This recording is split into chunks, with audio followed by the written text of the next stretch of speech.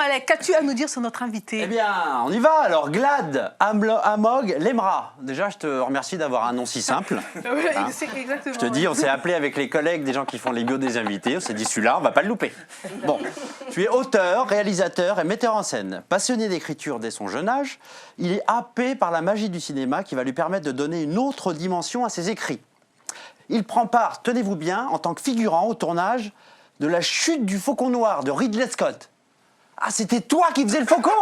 Eh, tu fais super. Pardon. On avait l'impression que Tu c'était un fais vrai. hyper bien le faucon. On y était ou pas? Ouais. T'as fermé Ouais, les yeux, hein? On serait cru à la montagne. Bon. Absolument. Des expériences au cinéma vont le conforter dans l'idée de porter ses écrits à l'écran. J'adore cette phrase. Ses écrits à l'écran. Ses écrits à l'écran. Ses écrits à l'écran. Ses écrits à l'écran, ses écrits à l'écran, ses écrits à l'écran, ses écrits à l'écran, ses écrits à l'écran, ses écrits à l'écran, ses écrits à l'écran. Ouh, Ibiza! Pardon, c'est pas ça que je voulais dire. Il peaufine son art par le biais de ses voyages, Burkina Faso, qu'on salue, Cameroun, des rencontres. Alors, Glad a été membre du jury du Festival international du film africain, panafricain, donc à Cannes en 2015, chapeau. Premier court-métrage La tombe d'un rêve en 2007. Deuxième court-métrage Qui perd gagne. Premier long-métrage en 2010, Identité malsaine. Tu me connais bien. Et il réalise en 2010 son deuxième long-métrage nommé Entre le marteau et l'enclume. Et j'ai adoré la musique originale du film. C'était vachement bien. Je cognerai le jour, je cognerai la nuit, Ah, ça donne un côté... j'y mettrai Ah, tout mon cœur. c'est pas ça? Bon.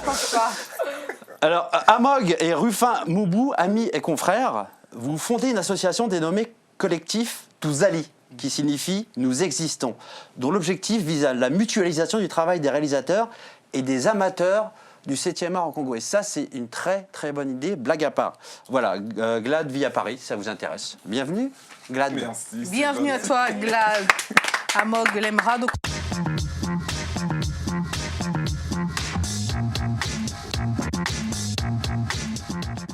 Allez, Johan alias Johan le féticheur. Pourquoi je dis ça, je sais pas. Beaucoup, alors je lis la bio que j'ai reçue, beaucoup se souviennent du groupe Trait d'Union, au sein duquel s'est fait connaître Johan au début des années 90. Non, je m'en souviens pas. Du coup, je suis gêné, tu vois.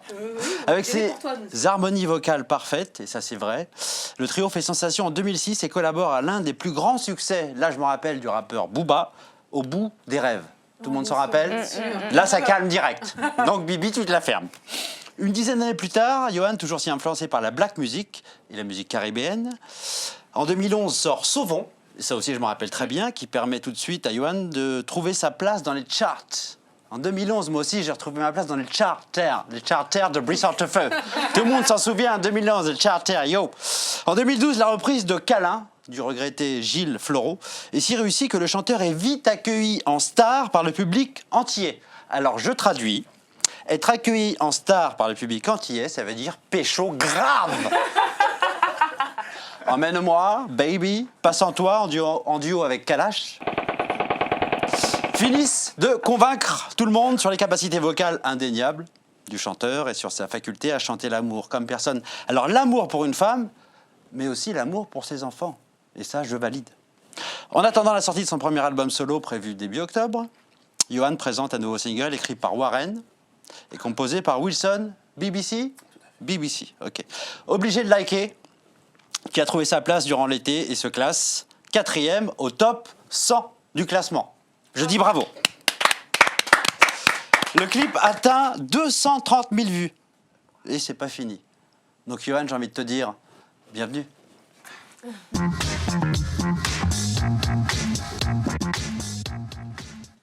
Allez, Sam M, né à Douala, au Cameroun. Bon, pourquoi pas. pourquoi pas? Sam M, de son vrai nom, Samuel Mbappé. Bon, alors, je vous le dis tout de suite, les mecs, faut arrêter les B après les M. On s'est réunis avec les gens qui font les bios des invités, c'est plus possible, on s'en sort plus, nous. Ouais, Mbappé, on s'en sort plus. Alors tu passes ton adolescence à Fumba. Fumba, c'est pareil. Un M après un B, c'est pas pareil. Alors, exceptionnellement pour cette chronique, Samuel, tu seras né à Fouban. Ville artisanale située à l'ouest du Cameroun. Ça, c'est bien. Donc les années Fouban marquent le début de sa vie d'artiste. Sam est fortement inspiré par les chansons qui ont bercé son enfance. Il écoute alors tous les grands de l'époque. B.B. King, Al Jarreau, Myriam Makeba, Manu Dibango, Nat King Cole, George Benson.